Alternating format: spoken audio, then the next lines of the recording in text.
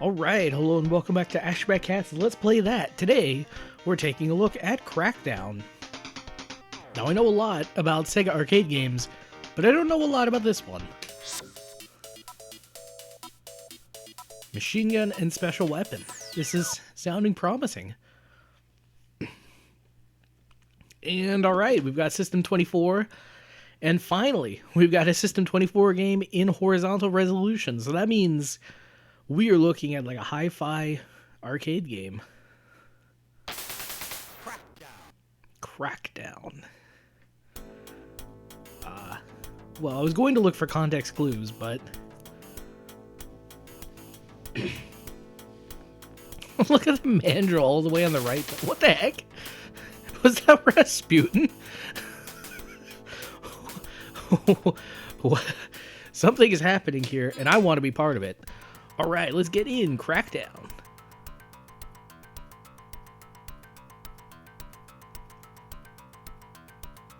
Sensor report. Explosives. Oh, man. And so, semi-unfortunately, you've got both screens on screen at all the same time. Usually, I dislike this, but honestly, I'm so distracted by what's happening that... Oh. So A button is machine gun, but you don't have infinite machine gun. So that's kind of unfortunate, but other ways. Also, the screen moves in the direction that you, like, move the joystick in. Also, you've got that sequence where it... Oh my gosh. The top map is so detailed, you could, like, basically play off of it. This is insane. This is a cool game, but unfortunately, this is the kind of game that can, like, only exist in the arcade.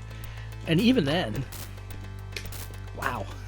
And even then, it can only exist on, like, a certain kind of game, like, certain sort of hardware. Because it does need that, like, super high resolution, but at the same time, no one in their right mind would design anything like this. And yet, here we are. Here's Sega with this game. I can't believe this game exists. This game is like the coolest game ever. Can you imagine you and your friend just like popping into this game and just placing those explosives? I also love like the placing the explosive animation. Like it's so purposeful.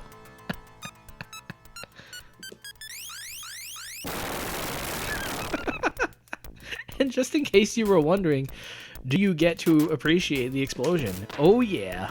Oh yeah. This is a game about satisfying you as the player. I mean, if Gain Ground is about, like, I don't know, taking things slow and refraining from doing things just to, I don't know, and have a more, like, intellectually enriching experience, but maybe not necessarily a gameplay enriching experience, this game is the complete opposite. I mean, there's no strategy, there's no grace. You just run around, place the bombs, and then get to the next level. You've got a giant map at the top, you've got a play screen on the bottom, and you go for it. And it's like, you know what? I don't need anything more. Sometimes I make do with less, but I can make do with this. This is awesome.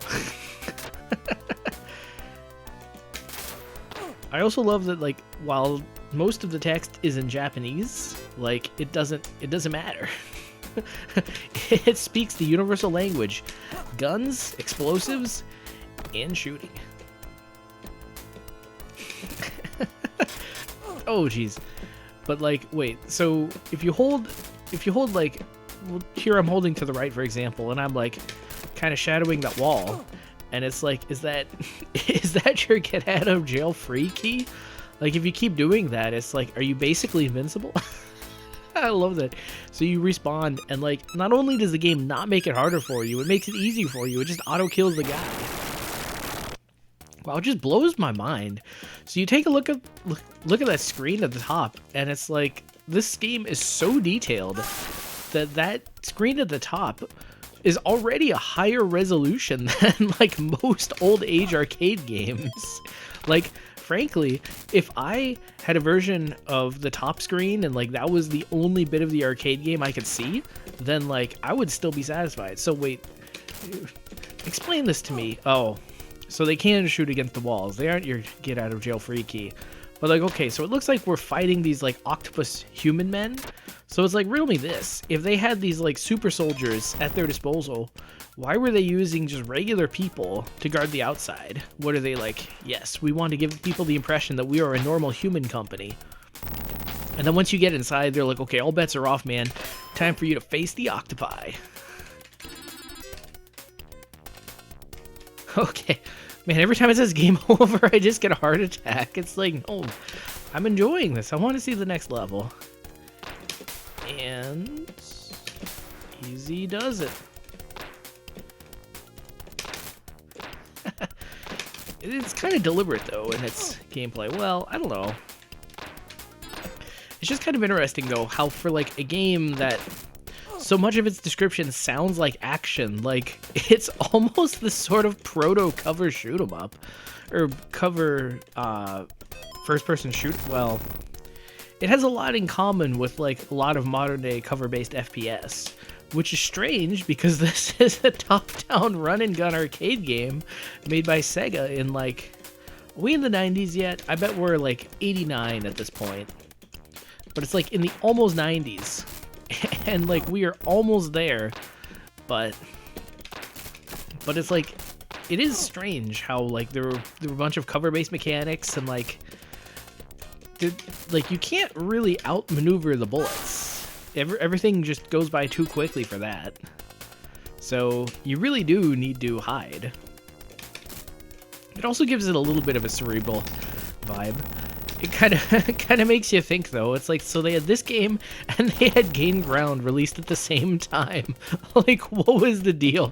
They were making like one game, and then the two of them, like, then the designer and like the lead producer or something had like a disagreement about how the game should go, and so Sega compromised. They're like, okay, look, just make your own games, and we'll decide retroactively who was right by who sold more games. And it's like, well, I don't know who it was who won that particular bet, but I sure hope it was the Crackdown guy. Although I will admit, despite any sort of misgivings during that play, I do kind of hold a weird soft spot for Gain Ground. It's not a bad game, but like, if I was going to Gain Ground a little bit better, redesign it more to my preferences, basically I would recreate this game, except maybe with like basically it would just be this game, except maybe with some alternate characters to play as. Although, what has happened here? So it looks like I've run out of ammo. I see. So they're making things tactical, strategic, and whatever by making you actually having to collect ammo as you go along. That's just so anathema to like top-down running gun game design, like, up to this point. That's so weird. Like, I don't know. I mean, otherwise, the action is kind of like Fast and Furious, sort of. I mean, yeah, it's all cover-based, but, like, when you're not hiding out in cover, somebody dies. That's how fast-paced this is. Oh, I see. It even tells you how much you get, so you can do, like, this sort of cold equations, mental logistics, as you, like, figure out, do I have enough guns for this? Do I have not? Oh man, which screen should I be looking at? Because if you look at like your play area, it's like, yeah, it's more detailed. It's not exactly beautiful. It's not that kind of game. But you can also look at like the top play screen, and frankly, well, let's try that. Oh, that's so weird. It's like almost detailed enough, but it isn't. Oh, I know what was blocking that guy's shot. It was the door itself. Wow, this game has just such attention to detail, though. It's like even the door, like there's even a door, and like it can block shots. You know, I just had an errant thought. Do you think Hotline Miami was based off of this game? I wouldn't place a money bet on it, but it does make me wonder.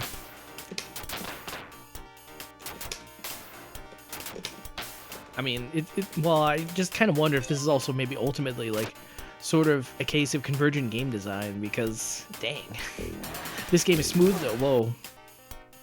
Because yeah, you look at the top map and you're like, oh yeah, it's smooth sailing. Nobody's even here. And it's like, nope, robot ninjas, pal. Robot ninjas. You couldn't see them because they were ninjas, but you can't kill them in one shot because they're robots. And it's like, I mean, it's like, yeah, sure, whatever, game. You're completely full of it, but at the same time, you've earned enough goodwill so far that I feel like you can get away with burning a little bit of it.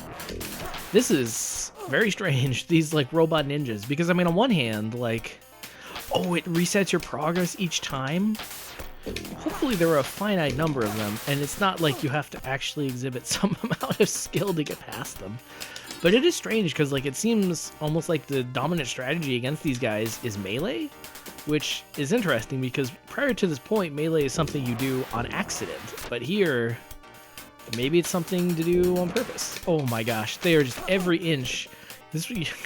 Hey guys, you might want to call pest control. Your building has a bad case of the robot ninjas. Why are there so many? They are in every nook, cranny, crevice, and anywhere else. Actually, it's funny because they aren't in any of the crannies or the crevices.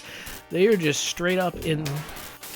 Oh, they do die in one hit. I don't know, something about their character design just made me paranoid and think that they're going to take infinitely many hits.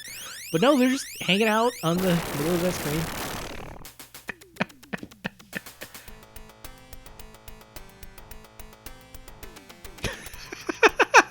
I also love that, oh wait, is that it? Did we fight all?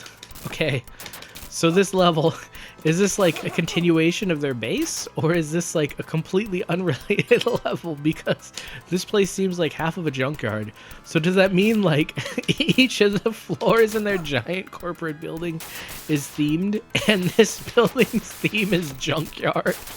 And it's like, why would you have a junkyard themed floor in your giant evil building?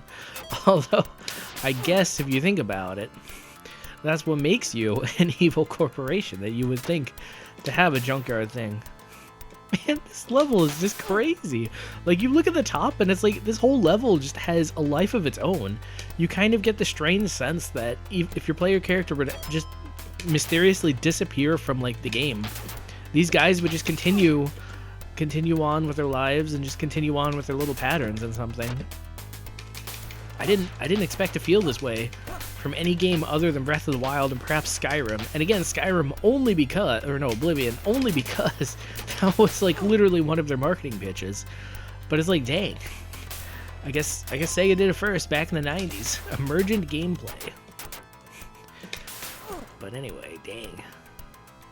Although I will say, the game is getting a lot more frustrating. Because, I mean, it controls a little bit better than Gain Ground, but it does not control fundamentally differently than Gain Ground. I mean, your character is kind of slow, but here it's kind of played off as, like, a slow and deliberate thing, but, like, dang. I mean, I guess, yeah, maybe if you were willing to, like, hide and wait and skulk around in the shadows a little bit more, but even then, I still kind of suspect that, okay, I'm just so used to arcade games where it's like, this means that this is like a door and you're getting through, but it's like, nope, it's not. It's a pit. I also love that it's like, when you respawn, it's at the closing cycle, and so it's like, well, you can't get through. What is the deal here? Oh, you get super bombs. Oh, well, that would make this a lot easier. A lot more trivial, but a lot easier.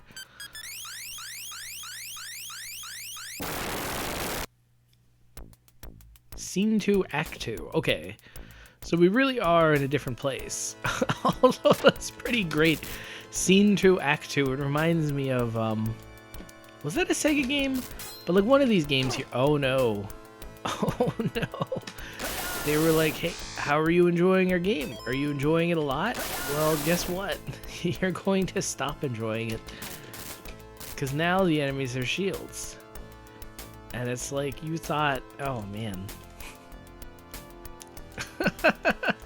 This game is so weird, and yet at the same time, it's like, if you were to ask me, it's like, okay, what games are kind of similar to it?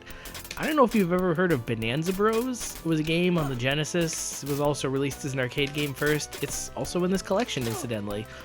And you're playing as this side-scrolling game where you're these like two vaguely robot-looking guys, but I guess you just happen to look like robots. You're not actually robots, but like you're just going around trying to steal jewels.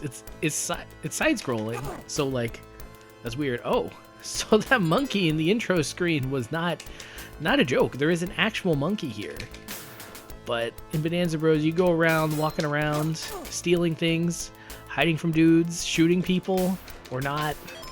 And it is just strange how much of the core gameplay is the same as this game. Oh wow. Oh, and I have to go back. Oh my gosh. I kind of get the impression that this game is all downhill from here, or maybe it's like way more fun with another player. Because I mean, dang, can you imagine you and your best bud just like playing this game? You got each other's backs, you can all refer back to the screen. Actually, I gotta give this game credit. Like, this whole screen layout, it's like this is better than most split screen games I played back in the day. Like, most people who make games nowadays like wouldn't even think to have such a cool setup like this. They'll be like, now we'll either have you share the same giant gameplay area, or we'll either you share the same giant gameplay area, or like they split it right down the middle with no room for a HUD or anything. But it's like, no, I feel like it's nice to have these sort of gameplay elements always visible. Of course, it helps that I'm watching this on like a giant 4K TV.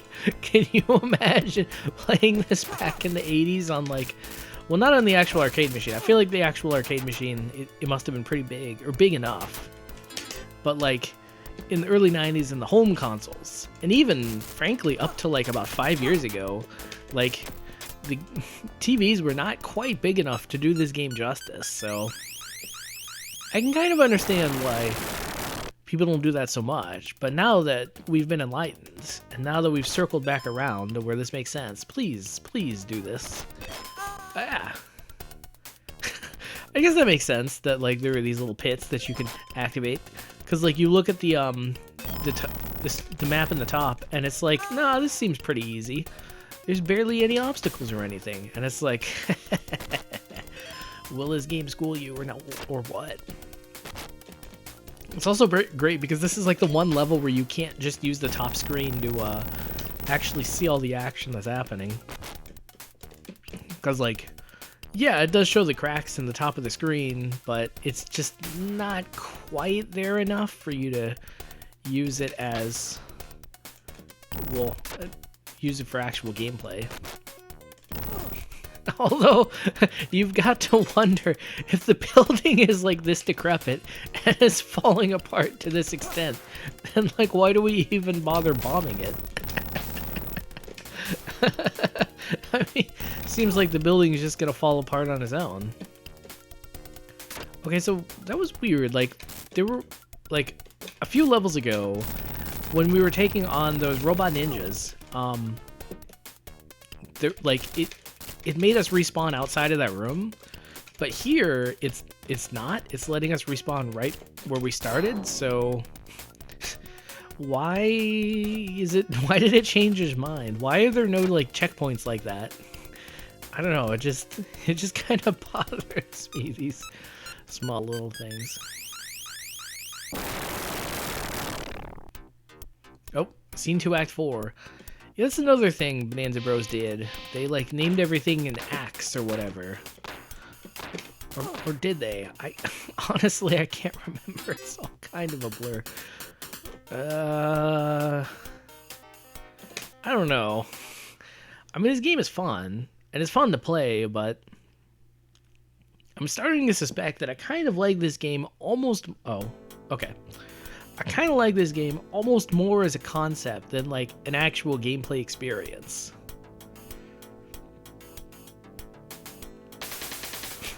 But I mean, you gotta give props to any sort of game that's willing to have Rasputin in a starring role.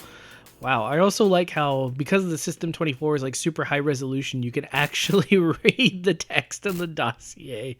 Usually they just blank it out or make it like a single line, but oh, that's interesting. It's going through a brief little tutorial. I mean, again, this is all stuff you kind of get a sense for and that you can like figure out within 10 seconds, but it's nice to see it. I also love like the enemies can shoot the other enemies, and it's like, and the environmental hazards can also kill the enemies, and it's just nothing makes a world lived in more than stuff like that. Oh wow. So it even shows you like what what you're doing. So apparently you just like fly to this guy's island to like just systematically dismantle it one by one.